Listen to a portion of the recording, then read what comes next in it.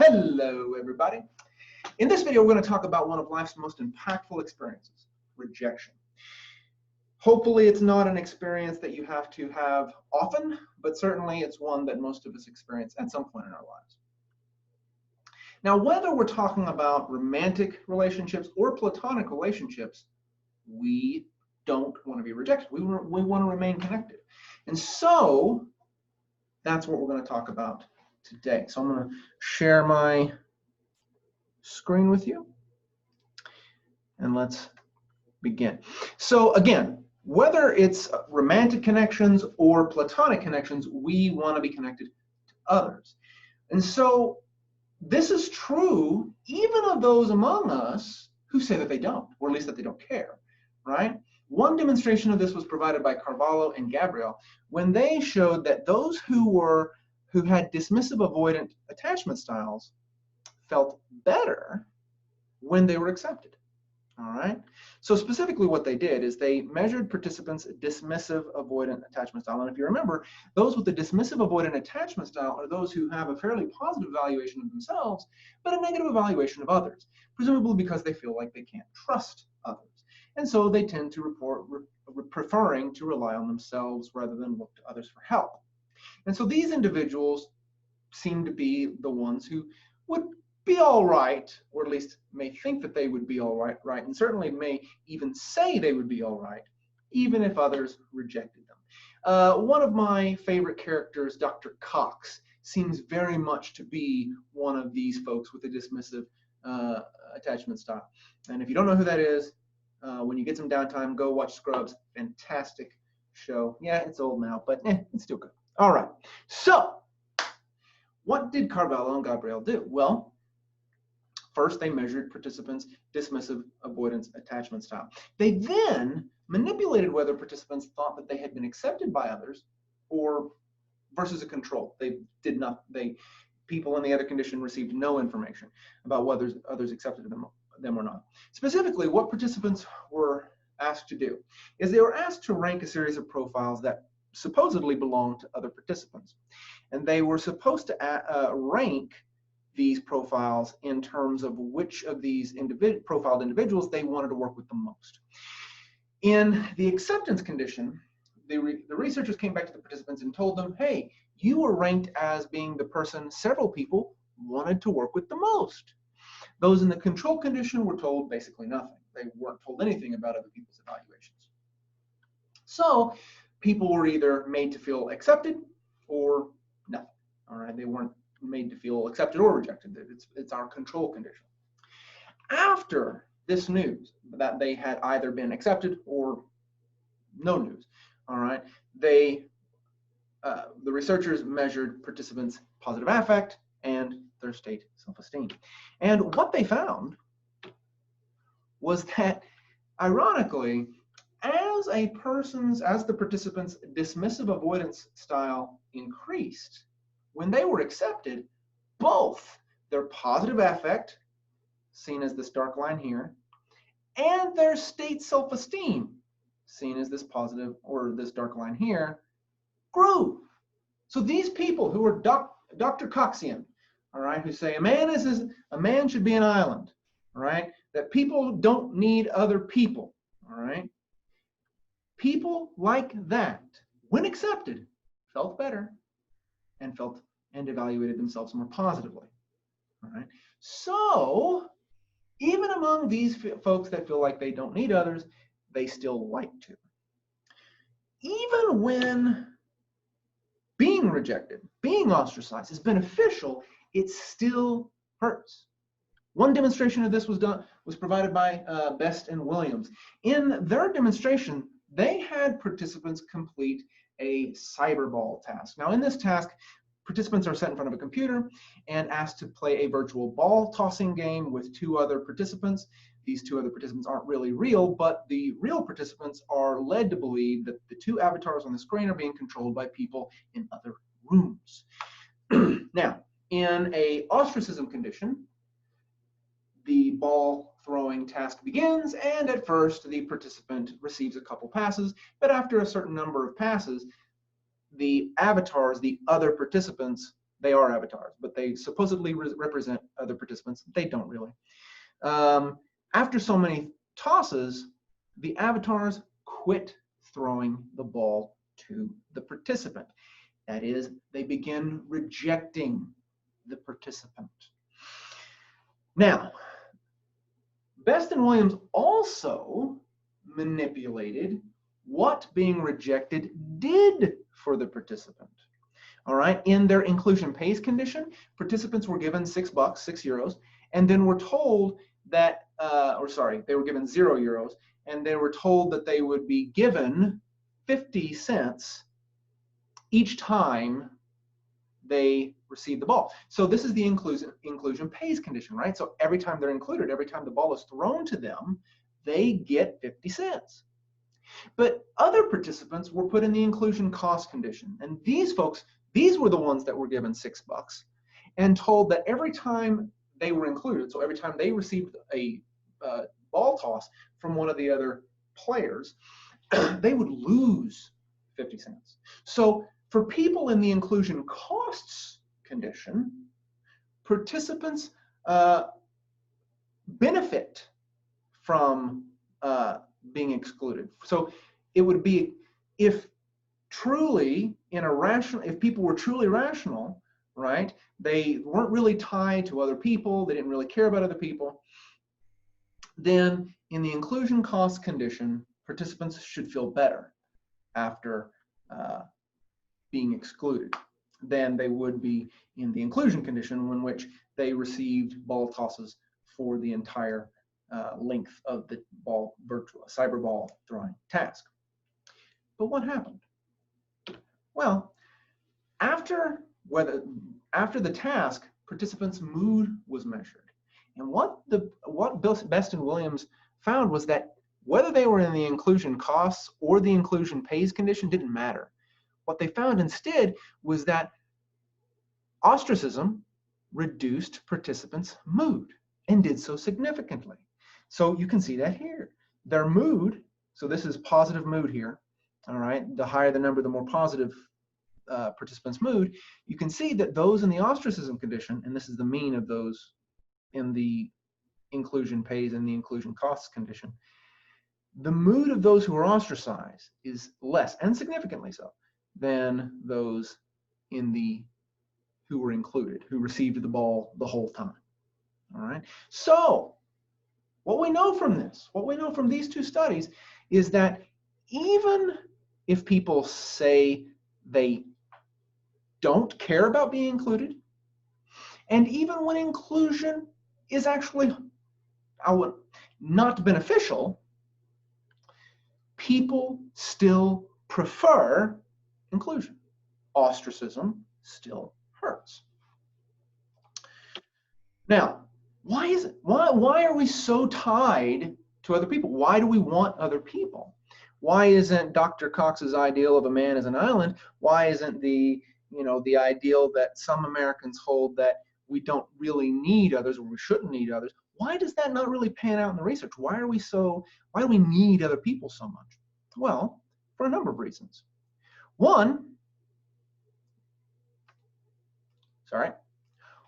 reason is that others provide us with a lot of advantages. All right, as individuals, we can't do everything. Even your jack of all trades who can do many things well, they rarely are able to do anything the best. All right, so individuals can't do everything, and so when you're with others, you can specialize. All right, when you're with others, you can become a expert mathematician. You can become an expert mechanic. You can become an expert in anything you want, provided that there are other people doing other things. All right, so others are useful. All right, others are also safe.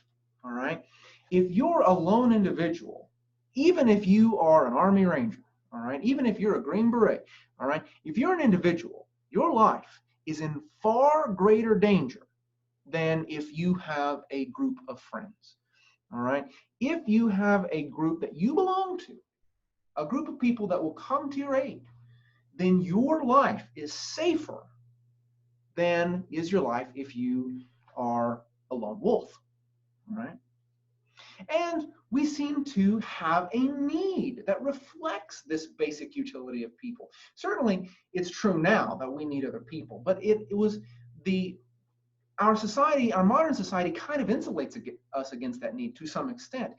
But as you go further back into our history and you strip away the benefits of the society, the need of a group grows, all right? And certainly, as you go even further into our history to our ancestor species, it's even higher, right? So we seem to have this need to belong.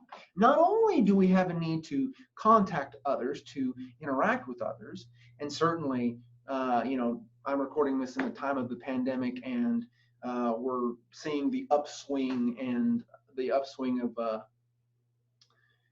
corona cases again, and the threat of things closing down. In some states have already began to close down again. A lot of us feel that nervousness about not being able to go see people again, or at least not being able to do so easily. So we have a need to affiliate. One, we have a need to have social contact. And this is true of even introverts, all right? Like me, certainly maybe introverts can go longer than extroverts without needing to contact other people, but they still need it, all right? But not only do we need to contact other people, not only do we need to have interactions with other people, we also have a need to have satisfying relationships with other people. All right. Now, again, extroverts and introverts may differ in the number of satisfying relationships they need. Introverts may need fewer than extroverts, but everybody still has some need to belong. All right. They need contact with others, and they need satisfying relationships. And self-esteem seems to have evolved to reflect that. In fact, according to the sociometer theory, self-esteem evolved as a perpetual gauge, as a social sociometer of our connection with others. And so when we feel like we don't have satisfying relationships, or at least not as many as we want, or we don't have the contact that we would like, then our self-esteem begins to drop. And indeed, when our self-esteem is threatened, one of the first things people do is seek out other people. All right. So others give us a lot of benefits. But what gets us rejected? Well, a couple things. All right. One, being aggressive. And this is very interesting because we tend to believe that aggression and violence has been on the increase for, well, a lot of us would say that it's always been on the increase. But when we actually look at the numbers, aggression and violence has been on the decline, not just for decades. It's been on the decline since the beginning of recorded human history. All right. We have been getting less and less and less and less and less aggressive. And one of the proposed reasons for this is that we become less tolerant of aggression. And indeed, one reason we may be rejected by others is being aggressive. All right. When we're aggressive, when we see a guy taking a swing at somebody else at the bar, that guy gets kicked out, right? All right. We don't, especially nowadays, we don't like bullies, right? We don't like aggression, okay? So one thing that can get us rejected is being aggressive. Another is when we withdraw from others, all right? People who withdraw from others, starting as a kid, moving into adolescence and into adulthood, those who withdraw from others isolate themselves. That isolation then provokes withdrawal by others, all right? Or at least there isn't a whole lot of motive for others to reach out. And so withdrawal can lead people to reject those who are withdrawing, all right? Certainly withdrawal may signal, hey, I don't really care, all right? Another thing, and probably one of the biggest things that gets us rejected, is deviance. All right, when we break the law, when we do things that aren't culturally accepted or culturally appropriate, when we do things that are insulting, when we do things that are harmful, which kind of jumps off the aggression piece, when we do things like that, we get rejected. all right? And in general, it's easier to pull people down than it is to pull people up, as the old adage goes. And that's reflected in something called the bad apple effect. All right, a single person who deviates from the norm, a single person who breaks the rules or breaks expectations, leads to other people doing the same. All right, other people acting in ways that may hurt the group. Simply threatening to kick them out of the group can reduce deviance. And so, again, we see that these things that can provoke rejection are deterred by rejection. All right. Now, how do people react to rejection? Well, they react emotionally in all the ways listed here. All right. Certainly, probably one of the most commonly reported ways that people react to rejection is feeling hurt. Now, the fact that they use words that they also use to describe physical pain is interesting, and it's a point that we'll come back to here in just a little bit. But we report feeling hurt when we're rejected. We also tend to feel jealous. Now, we usually think of jealousy as, something that we see in romantic relationships, but you can get jealousy in platonic relationships. Jealousy is all about our fear that our partner, whether it's a friend or a romantic partner, is more interested in a third party. All right. And jealousy has an ironic effect, because very often jealousy provokes behavior that attempts to dissuade or even force our partner to not engage with the third partner. All right. Or it might provoke aggression against the third party. All right. Well, as we just mentioned, aggression can generate rejection. All right. And so jealousy, because it can provoke aggression, can ironically lead to rejection. All right. Especially as we begin to, as our distaste for aggression grows. We also tend to feel, when we're rejected, two very socially oriented emotions, and those are guilt and shame. Now, guilt and shame are often thought to be basically the same thing, but they have slightly different functions. Guilt is all about bad behavior, all right? Anything that might make others devalue me and kick me out, that's thought to provoke guilt. Shame, however, is all about the other people's personal impressions of me as a person. All right, and so shame is a very personal thing. Guilt is all about behavior. All right, so it's more of an issue of guilt is more of an issue of, I don't want you guys to reject me. Shame is an issue of, crap, I'm a worthless person. All right, so it's more of an internal emotion. Shame is more of an internal emotion. Guilt is more of a outward focused emotion. All right, now, but both of these are thought to be emotions that lead people to avoid these things that get them rejected. All right, so these are social maintenance emotions because they help preserve the group. All right. Apparently, I misspelled embarrassment. That's embarrassing. So, and what we know from research, for example, Carter, Sal, Chin, and Williams research, is that when a person is ostracized, they become more likely to conform. All right. Again, all right. Our groups are important to us, and when we're ostracized, we want to stick to that group, all right? And guilt and shame are thought to motivate that group maintenance behavior. We also feel social anxiety and embarrassment. Now, these are two approaches to the same general problem, which is impression management.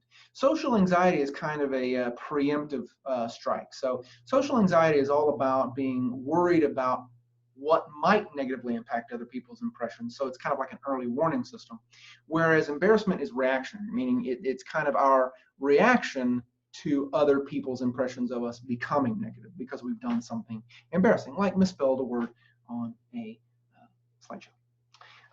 Sadness and anger are also reactions to rejection, but interestingly enough, anger is usually only provoked by rejection when it's thought to be unjustified.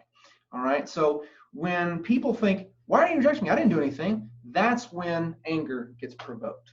All right, sadness, interestingly, motivates more relationship maintenance behavior. I keep saying interestingly because it's interesting to me. I'm a dork, whatever. I'm a human behavior dork. So sadness motivates relationship maintenance. So typically, sadness leads us to want to do things to solidify our relationships with people who we still have relationships with.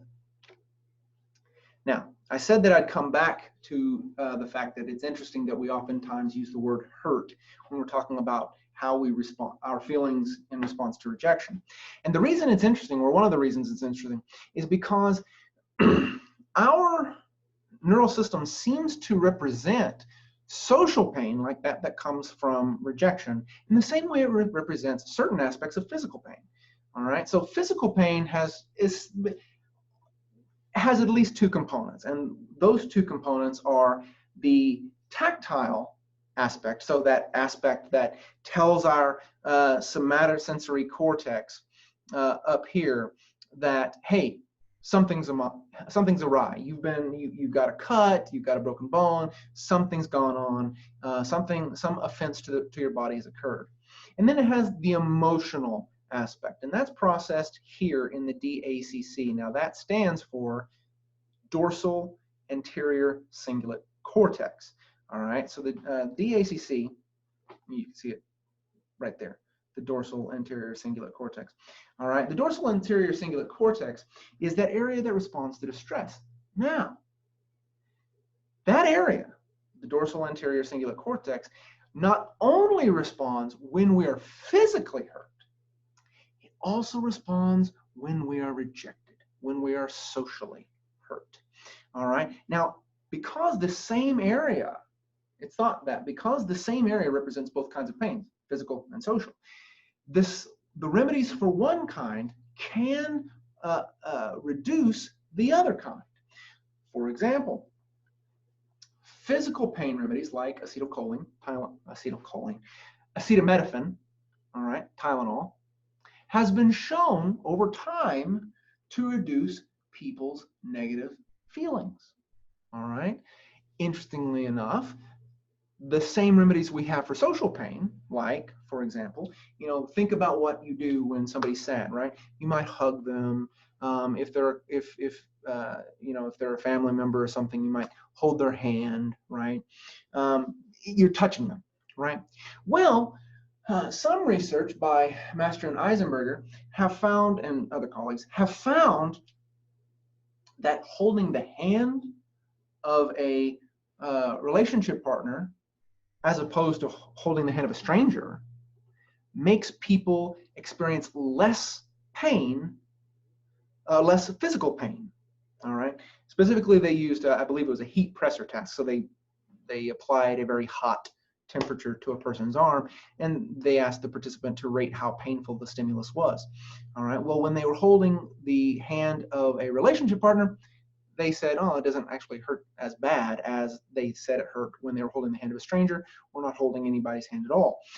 Even looking at a relationship partner's photo reduced the pain, not as much as holding their hand, but even looking at their photo reduced how much they said the hot stimulus felt, how bad it felt, how painful it felt, all right, compared to holding a stranger's photo or no photo. All right. So what fixes our physical ailments, like Tylenol, can help with our social ailments. Now, please don't go out just taking a ton of Tylenol when you're after a breakup. I can't promote that activity. I'm just saying there's evidence to suggest that the remedies for one type of pain, like physical pain, can help with the other type of pain. All right. Now, how do we react to rejection? Certainly we know it hurts. Certainly it has all sorts of emotional consequences, but how do we react to it? Well, one of the things that determines how we react is specifically how we were rejected. So we can actively be rejected. Somebody tells us to get away, somebody tells us they don't like us, somebody breaks up with us, etc. And that provokes one type of reaction, specifically a kind of prevention-focused reaction where we withdraw, we regret things we might have done, we might become anxious, feel kind of agitated, or if we just kind of passively get ignored, we get ghosted, right? Then that triggers a more promotion-focused reaction in which we do things to engage with other people, we regret things we didn't say, things we didn't do, so we're regretting inaction, and we might feel kind of sad feelings, dejected feelings. All right. Another thing that our reaction to rejection depends on is how sensitive we are to it. So there's an individual difference variable, and by individual difference I mean that individuals differ on how sensitive they are to rejection. One individual difference variable is rejection sensitivity. People who are high in it tend to be very sensitive to rejection. They're very the slightest cues that they might be rejected tip them off. And that tends to lead them to withdraw faster, all right? And people who are more prevention focused, people who are focused on preventing loss, they withdraw. The more prevention has worked for them, so they're high in prevention pride, all right? The more prevention has worked for them, the more they withdraw when they are high in rejection sensitivity. We also can react to rejection, and I mentioned this in passing earlier, with hostility. Now, one of the main models that we've used to understand why rejection might lead to aggression is the temporal need threat model, which basically says that we react in a reflexive way to being rejected, which that involves that kind of immediate painful feeling. And then we react in a reflexive way, which is a more controlled reaction in which we assess or we react to what needs that rejection has violated. Now, our self-esteem and belonging needs can be violated by rejection, and if that's the case, then according to the model, we tend to experience sadness. Our feelings of control, how much control we have, and our experience of life as being meaningful can be threatened, and if that's threatened, then we tend to react with anger. When those, according to the temporal need threat model, when our self-esteem and belonging needs are threatened, we're inclined, when they're threatened by rejection, we're inclined to respond to that rejection with reconnection. We want to reach out and reestablish connection, bolstering and restoring our self-esteem and feelings of belongingness. But when our feelings of control and meaningful existence are violated, then we lash out in aggression, again, trying to reassert our feelings of control and meaningful existence. So according to the temporal need threat model, rejection threatens some need, which we are then motivated to reestablish, to regain, right? So if our self-esteem and belonging needs are threatened by the rejection, then we want to reestablish it by reconnecting with others. If our needs for control and a meaningful existence are threatened, then by rejection, then we are motivated to reestablish it with aggressively by forcing it back. All right, but aggression gives us a sense of control. But do we aggress? If we aggress, do we aggress against anyone? Well, according to the revenge hypothesis, we shouldn't. And research suggests, indeed, that when we're rejected and then asked to cooperate with a stranger, whether we were rejected or not doesn't really affect whether we cooperate with the stranger or not. But when we're asked to cooperate with the person who rejected us, then the aggression comes out. Then we don't cooperate with them anymore. All right. So according to the revenge hypothesis, we really only aggress against those who rejected us. All right. All right, guys, and that is that. Let me just make sure that there wasn't another point that yep. All right. That is our discussion, albeit brief, of rejection. And by no means am I trying to say that, all of this impactful experience of rejection can be summed up in, what has this been, 10, 15 minutes? maybe a little bit more. By no means can I say that, but I was trying to be brief and briefly summarize what the research shows us about how we how we react to rejection and why we react those ways to rejection. All right, guys, that's it for this video. As always, if you have any questions, please send them my way. If not, have a great one. I'll see you next time.